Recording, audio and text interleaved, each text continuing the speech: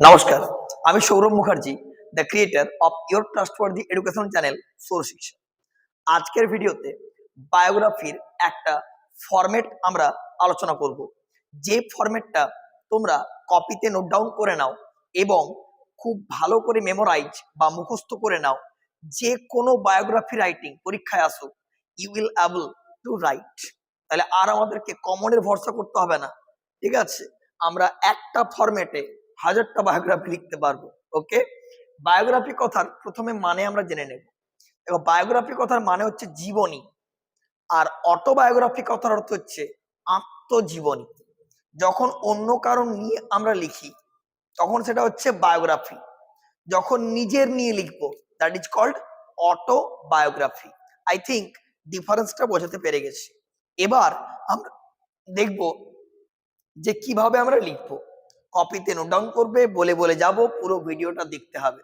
ওকে, channel নতুন হয়ে থাকলে অবশ্যই subscribe and hit the bell icon. চলো, আর একটা কথা, এটা কিন্তু ক্লাস 7, ক্লাস 8, ক্লাস 9, ক্লাস 10 প্রত্যেকের জন্য ইম্পর্টেন্ট, ঠিক আছে?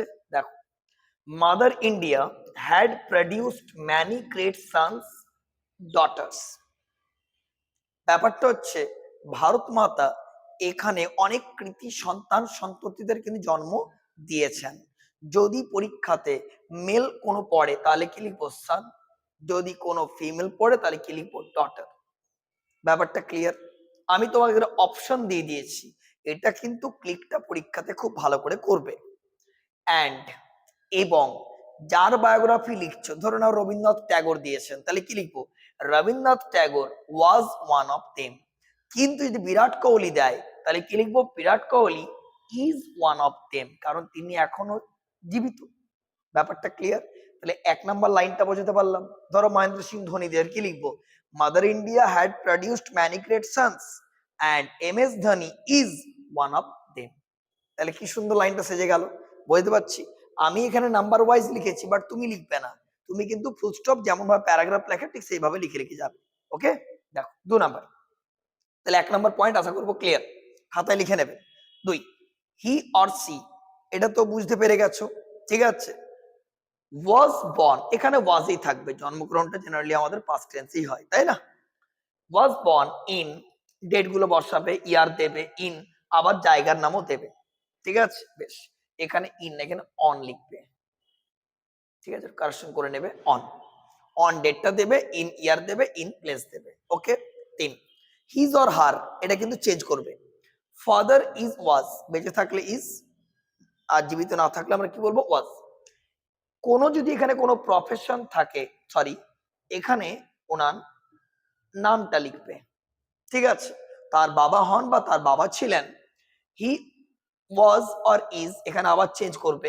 আ great social worker and also আর রেপুটেড পারসন, তিনি একজন গ্রেট সোশ্যাল ওয়ার্কার ছিলেন এবং তার সঙ্গে একজন সম্মানীয় ব্যক্তি ছিলেন। যে কোনো বায়োগ্রাফিতে তোমরা কিন্তু লিখতে পারবে। নেক্সট, হিজ অর হার, বারবার বলছি চেঞ্জ করবে। মাদার, বেঁচে থাকলে ইজ, না থাকলে ওয়াজ। এখানেও আমরা তার নামটা লিখবো। এখানে সব কিন্তু আমাদের আউটলাইন বা যেটা হেল্প বক্স থাকে সেখানে কিন্তু দেওয়া থাকবে। She is was an ideal housewife, ঠিক আছে? এখানে অ্যান বসিয়ে দাও, এটা কিন্তু দুটোর মধ্যে you have to select one. Next, he or she got his primary education, তার প্রাথমিক শিক্ষা তিনি লাভ করেছিলেন কোথা থেকে, সেই স্কুলটার নাম দেবে এখানে। বোঝা গেল? স্কুলটার নাম।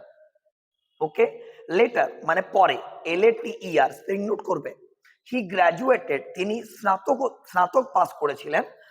ফ্রম, যদি জায়গাটা দেওয়া থাকে তো লিখবে, যদি না থাকে তো লাইনটাই কেটে বাদ দিয়ে দেবে। Next, after his or her studies, তার পড়াশোনা কমপ্লিটের পর, হি অর সি জয়েন্ট, নিযুক্ত হয়েছিলেন কোথায়, সেই ইনস্টিটিউটটার এখানে নাম দেবে। অ্যাজ, এখানে কোন পোস্টে তিনি ছিলেন সেই পোস্টটার নাম দেবে। ইন, সেই জায়গাটার নাম দেবে, সেটা কোথায়। ওকে, বেশ। He or she earned fame, earn মানে অর্জন করেছিলেন, পেয়েছিলেন, কি পেয়েছিলেন? ফেম। ফেম মানে লিখবে খ্যাতি বা সম্মান বা রেপুটেশন। ফর, তার যে ফেমাস ওয়ার্ক গুলো সেগুলো লিখবে, কোন কোন কাজের জন্য তিনি কিন্তু ফেম অর্জন করেছিলেন। He or she breath, sorry, his or her masterpieces আর মাস্টারপিসেস বলতে উল্লেখযোগ্য গ্রন্থগুলো কি ছিল, সব হেল্প বক্স দেওয়া থাকবে, পরপর লিখে লিখে যাবে। Next, he or she breathed his or her last, শেষ নিঃশ্বাস ত্যাগ করেছিলেন কখন, এখানে ডেটটা দেবে, এখানে ইয়ার দেবে। ওকে, লাস্ট লাইন, উই শাল never forget his or her contribution, contribution মানে লিখবে অবদান। ওকে, এটা একটা জেনারেল ফরম্যাট আমি বানিয়ে দিলাম, সেই ফরম্যাটটা তোমাদেরকে হেল্প করবে যে কোনো বায়োগ্রাফি রাইটিং লিখতে। আশা করব ক্লিয়ার।